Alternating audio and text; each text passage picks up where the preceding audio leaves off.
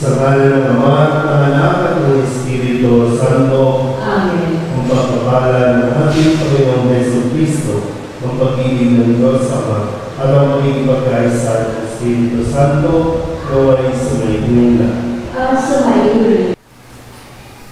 Mga kapatid, tinipon tayo bilang mga kaanib na angkan ng Diyos, kaya dumulog tayo sa maawaing Panginoong nagpapatawad ng lubos.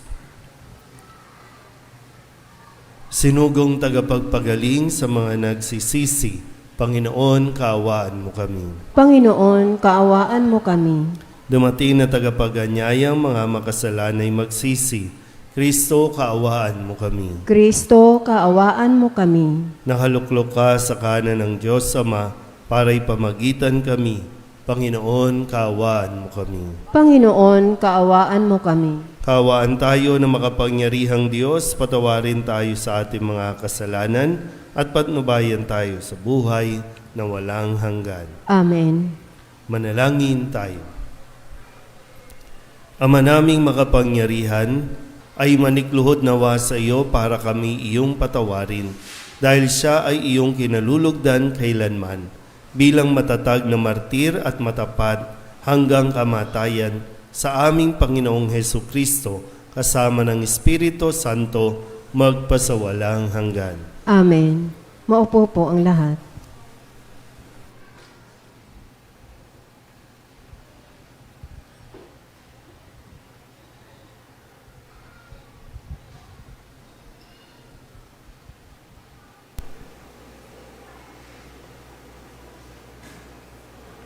Pagbasa mula sa unang aklat ng mga hari. Noong mga araw na iyon, ang matatanda ng Israel at ang mga puno ng mga angkan ay ipinatawag ni Solomon sa Jerusalem upang kunin ang kabanang tipan sa Sion, ang kuta ni David. Kaya nagpunta kay Solomon ang mga pinuno sa Israel noong kapistahan ng buwan ng Itanim. Ikapitong buwan ng taon nang naroon na ang lahat.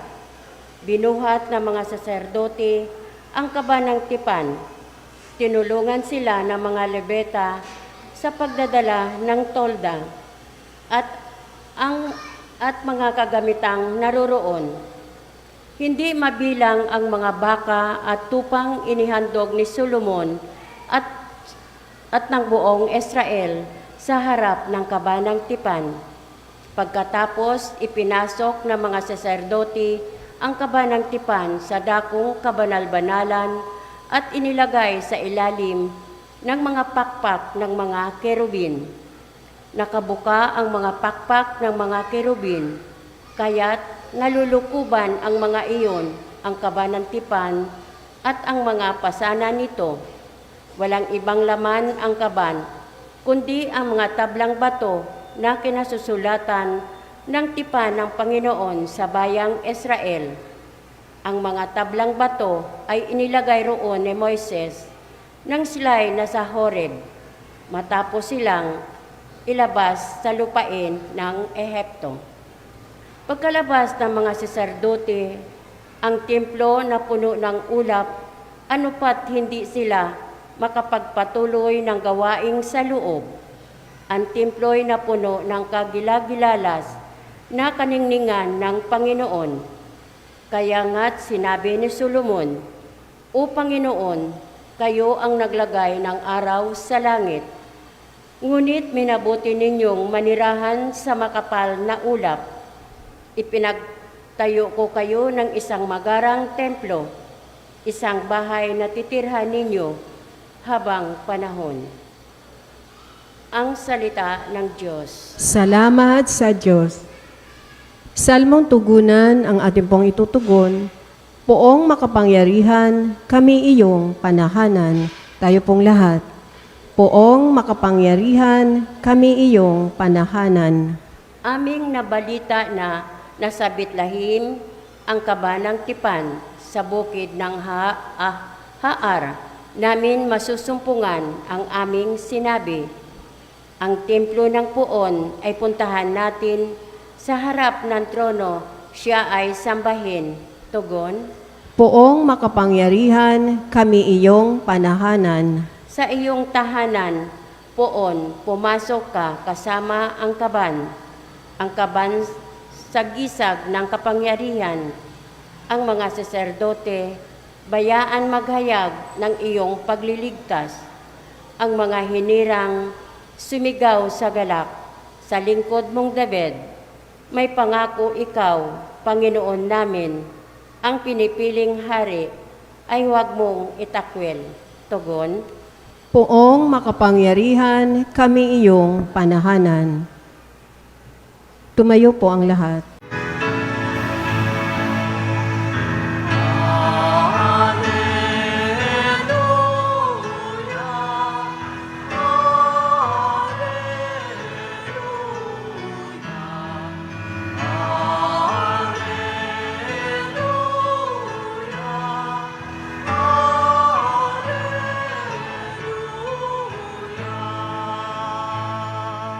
Sumainyo ang Panginoon. At sumaiyo rin. Ang mabuting balita ng Panginoon ayon kay San Marcos. Papuri sa iyo, Panginoon.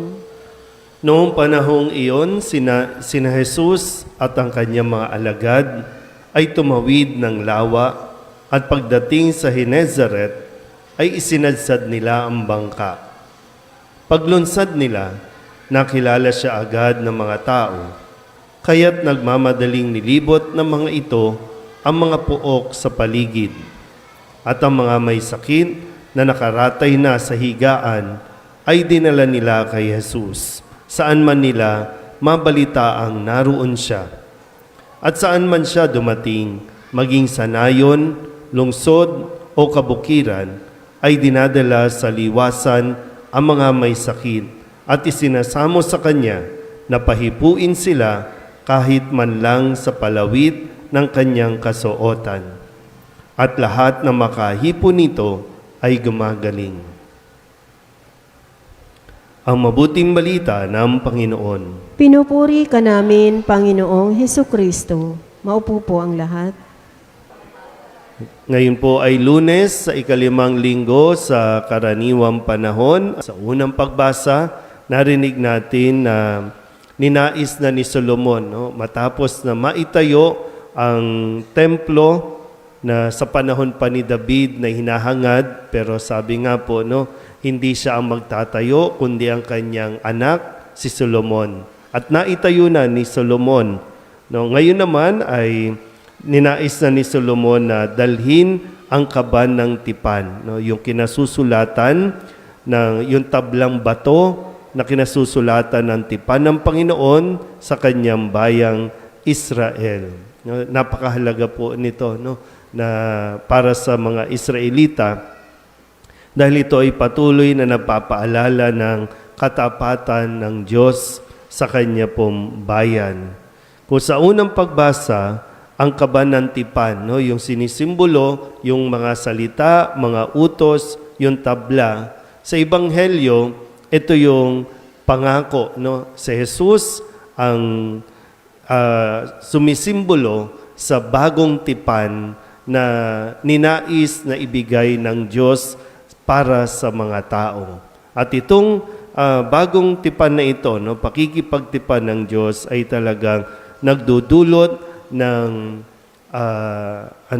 nagdudulot ng hindi lang basta presensya, kundi nagdudulot ng malaking kaginhawahan, kapayapaan sa tao, lalo tigit yung mga may pinagdaraanan sa buhay. Specifically, dito po sa ating Ebanghelyo, yung bang desperado na yung mga tao na makalapit kay Jesus, makalapit sa Diyos. Kaya kahit saan, sabi po dito, kahit saan siya magpunta, pinupuntahan siya ng mga tao, dala-dala yung mga taong may sakit para hilingin na mapagaling itong mga may sakit na ito, yung mailapit. Kaya nga maganda po na makita natin dahil yung ating pong misyon sa buhay, hindi porket okay tayo, wala na tayong pakialam sa iba. Sa balikan natin ulit, no? Sa unang pagbasa, sa pamamagitan ni Solomon, nailapit niya yung kaban ng tipan. No? Mailapit niya ang presensya ng Diyos para sa mga tao. Kasi kung manulungkot ang mga tao noon, kailangan nila ng mapupuntahan. Kailangan nila ng yung bang magpapaalala sa kanila na hindi sila iniiwan ng Diyos. Sa Ebanghelyo, sa tulong ng mga ibang tao din, nailalapit yung mga may pangangailangan, lalo tigit kagalingang pisikal, papunta kay Jesus. So ito yung ating kailangan makita, no? Na tayo ba ay nagiging daan na mailapit ang mga tao sa patungo sa Diyos o kabaliktaran? Sana hindi, no? Kasi ang tanging layunin ay mailapit natin ang mga tao sa Diyos.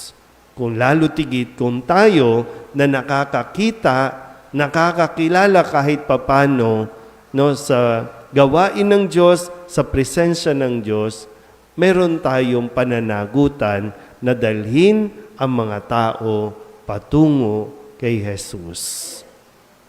Yan yung sabi dito, no, kahit man lang palawit, no, ng laylayan, ng damit o kasuotan ni Jesus, gagaling sila.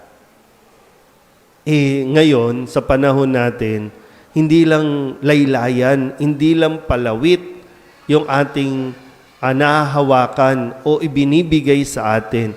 Mismong katawan, no?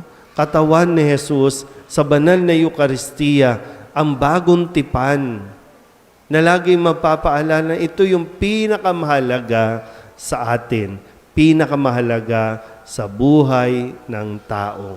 Hindi lang sa yung kagalingan na hinahangad natin na manumbalik tayo, yung sigla natin, mawala yung sakit, kundi yung mismo mapa sa atin, mahawakan natin, hindi lang laylayan, kundi buong katawan at dugo ni Kristo. Parang minsan ang ganda lang sabihin, no? Pero maraming tao ang hindi naniniwala o hindi makumbinsi na si Kristo sa anyo ng tinapay, ito ang kailangan natin. Ito ang magpapalakas sa atin. Ito ang magpapanumbalik ng sigla ng ating mga medyo nanlulupaypay na mga katawan. Pero sana po, no, mapaalalahanan tayo ulit, sikapin natin kahit isa lang, no? Kahit isa lang, may mailapit tayo patungo kay Jesus. Amen?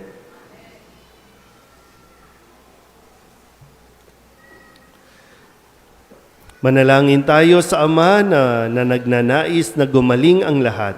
Hindi niya itinataboy ang sino mang nangangailangang dumudulog sa Kanya. Ang ating itutugon, banal na tagapagpagaling, mahabag kayo sa lahat. Banal na tagapagpagaling, mahabag kayo sa lahat.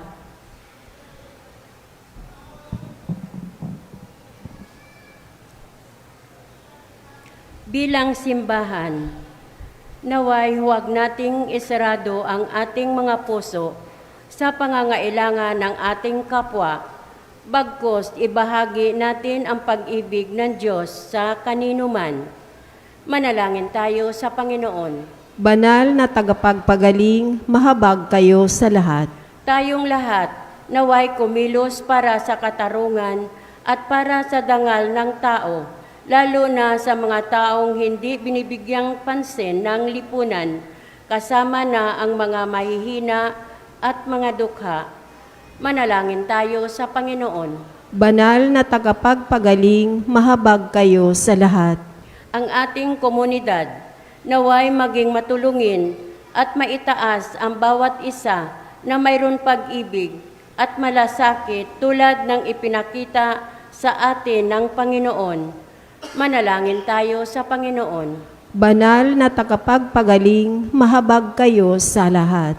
Ang mga may sakit sa isip, katawan at diwa, naway makatagpo ng ganap na kagalingan. Manalangin tayo sa Panginoon. Banal na tagapagpagaling, mahabag kayo sa lahat. Ang mga tapat na yumao, naway tumanggap ng walang hanggang kapayapaan. Manalangin tayo sa Panginoon. Banal na tagapagpagaling, mahabag kayo sa lahat. Idulog din natin sa Panginoon ang ating mga personal na kahilingan at mga panalangin para sa ating mga pamilya, kasama ang mga kahilingan ng mga nanonood sa online. Lahat ng mga misang pasasalamat, espesyal na intensyon, agarang paggaling ng mga may sakit, at ang lahat ng mga kaluluwa na inihiling na ipagdasal sa misang ito.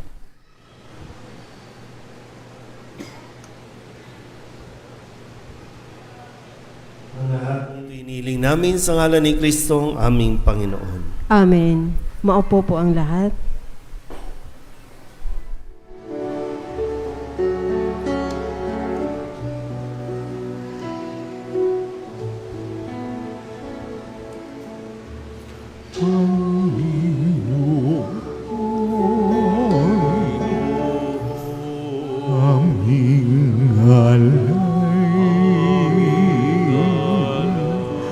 Itong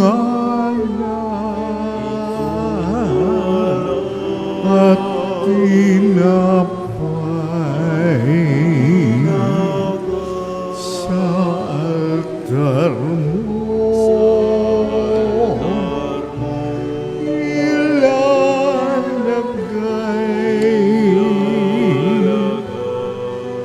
tanggapin sa iyong kamay. Manalangin niyo mga kapatid upang paghahain natin ikalugdan ng Diyos amang makapangyarihan. Tanggapin nawa ng Panginoon itong paghahain sa iyong mga kamay, sa kapurihan niya at karangalan sa ating kapakinabangan at sa buong sambayanan niyang banal. Ama naming lumikha, pakabanalin mo at basbasan ang mga alay na nakahanda upang paalabin nito ang aming diwa sa ningas ng pag-ibig mo na nagdulot ng tagumpay sa pagpapakasakit ni Santa Agata. Sa pamamagitan ni Jesucristo kasama ng Espiritu Santo magpasawalang hanggan. Amen. Sumainyo ang Panginoon. At sumaiyo rin. Itaas sa Diyos ang inyong puso at diwa. Itinaas na namin sa Panginoon. Pasalamatan natin ang Panginoong ating Diyos. Marapat na siya ay pasalamatan. Ama naming makapangyarihan, tunay ngang marapat na ikaw ay aming pasalamatan. Ngayong aming kagalakan ni si Santa Agata ay parangalan. Siya'y kapanalig naming may paninindigan na ikaw ay ipahayag kahit siya'y mamatay, sapagkat minarapat mong kanyang matularan ang iyong anak na naghain ng sariling buhay, tulad ng naganap sa iyong anak, ang dugo ng mga martiray dumanak, hindi dahil sa katatagang likas, kundi dahil sa iyong bigay na lakas. Kaya kaysa ng mga anghel na nagsisiawit ng papuri sa iyo, nang walang humpay sa kalangitan, kami nagbubunyi sa iyong kadakilaan.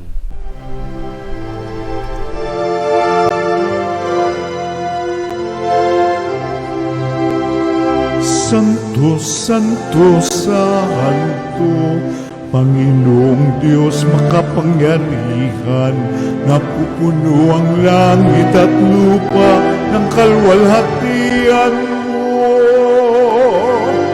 Hosana sa kaitaasan, pinagpalang na paririto sa ngalan ng Panginoon. Hosana sa kaitaasan.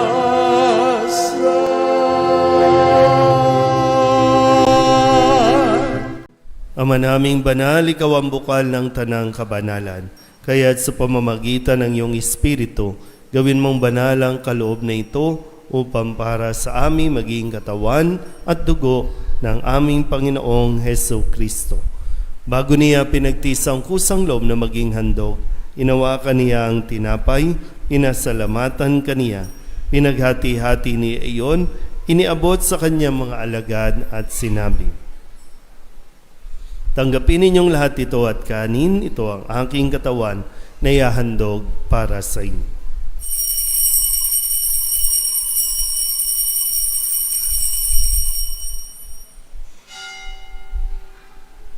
Gayun din naman nang matapos ang hapunan, hinawakan niya ang kalis, muli kaniyang pinasalamatan.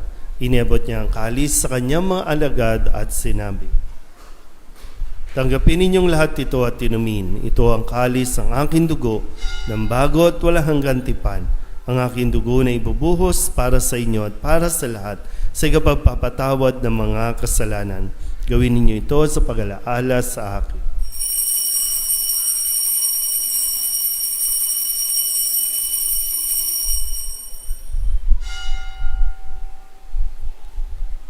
Ipagbunyi natin ang misteryo ng pananampalataya. Si Kristo'y namatay, si Kristo'y nabuhay, si Kristo'y babalik sa wakas ng panahon. Ang mga ginagawa namin ngayon ang pag-alaala sa pagkamatay at muling pagkabuhay ng iyong anak, kaya tiniaalay namin sa iyo ang tinapay na nagbibigay buhay at ang kalis na nagkakaloob ng kaligtasan. Kami napapasalamat dahil kami iyong minarapat na tumayo sa harap mo para maglingkod sa iyo. Isinasamo namin kami magsasalo-salo sa katawan at dugo ni Kristo ay mabuklod sa pagkakaisa sa pamamagitan ng Espiritu Santo. Amalingapin mo ang iyong simbahang laganap sa buong daigdig. Huspusin mo kami sa pag-ibig kay San Leon na aming Papa at ni Jose na aming Obispo at ng Tanang Kaparian. Alalahanin mo rin ang mga kapatid naming nahimlay na may pag-asang sila'y muling mabubuhay, gayon din ang lahat ng mga pumanaw. Kawaan mo sila at patuloyin sa iyong kaliwanagan. Kawaan mo at pagindapating kaming lahat na makasalo sa iyong buhay na walang wakas. Kaysa ng mahal na Birhen Maria na ina ng Diyos, ng kabiyak ng puso niyang si San Jose, kaysa ng mga apostol at ng lahat ng mga banal na namuhay dito sa daigdig ng kalugod-lugod sa iyo, may pagdiwang nawa namin ang papupuri sa ikararangal mo sa pamamagitan ng iyong anak na aming Panginoong Hesu Kristo. Sa pamamagitan ni Kristo, kasama niya at sa Kanya, ang lahat ng parangal at papuri ay sa iyo, Diyos amang makapangyarihan, kasama ng Espiritu Santo, magpasawalang hanggan. Amen.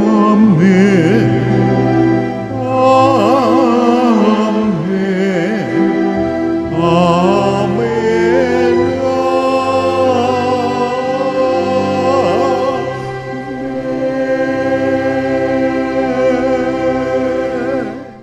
Sa tagubilin naman nakagagaling na utos sa turo ni Jesus sa Panginoon natin at Diyos, ipahayag natin ng lakas loob.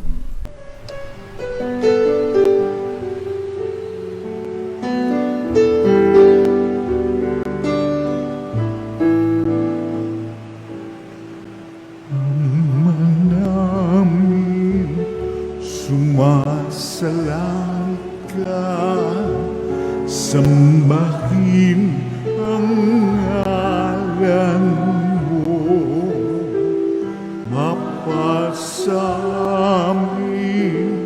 ang kaharian mo, sundin ang loob mo dito sa lupa para nang sa langit. Bigyan mo po kami ngayon ng aming kakanin sa araw-araw at patawarin mo kami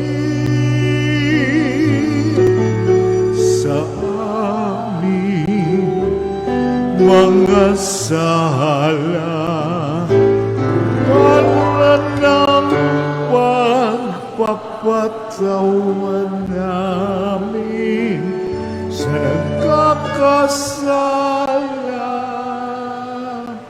sa amin, at huwag mo kaming ipagdulot sa tukso,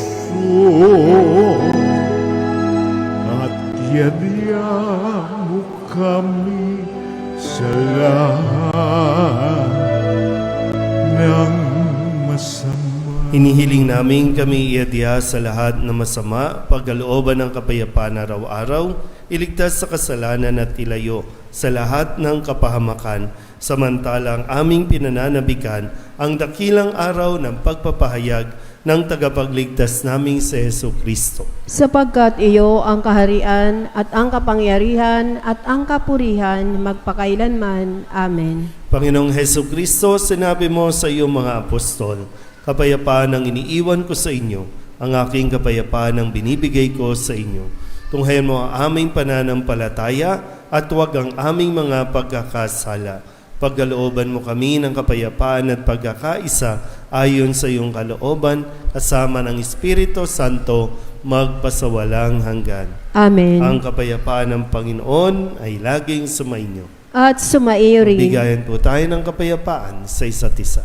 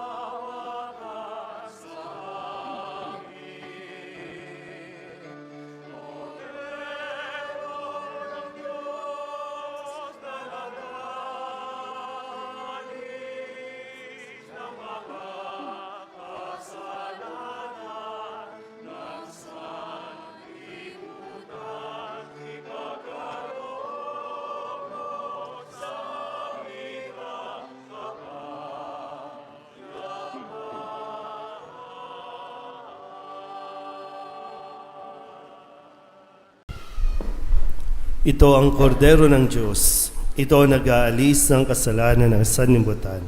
Mapalad ang mga inaanyayahan sa kanyang piging. Panginoon, hindi ako karapat-dapat na magpatuloy sa iyo, ngunit sa isang salita mo lamang ay gagaling na ako. Katawan ni Kristo.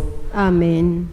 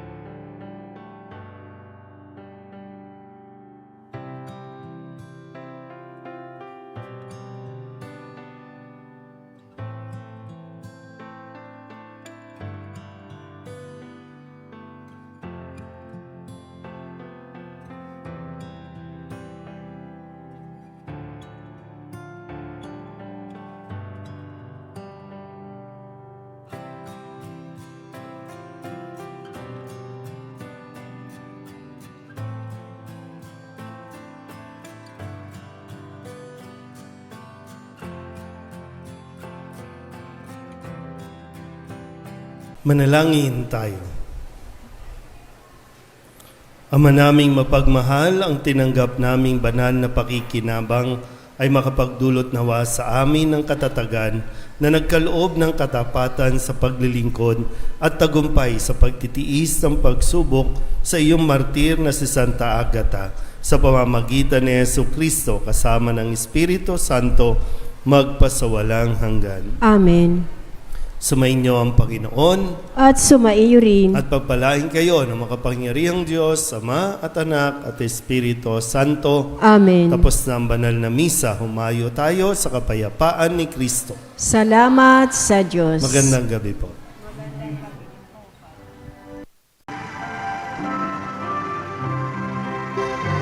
Nuestro Padre Jesus Nazareno, sinasamba ka namin, pinipintungo ka namin, aral mo ang aming buhay at kaligtasan. Nuestro Padre Jesus Nazareno, iligtas mo kami sa kasalanan. Ang krus mong kinamatayan ay sagisag ng aming kaligtasan. Nuestro Padre Jesus Nazareno, dinarangal ka na amin. Nuestro Padre Jesus Nazareno, nilulwalhati ka namin. Nuestro Padre Jesus Nazareno, dinarangal ka na amin. Nuestro Padre Jesus Nazareno, nilulwalhati ka namin.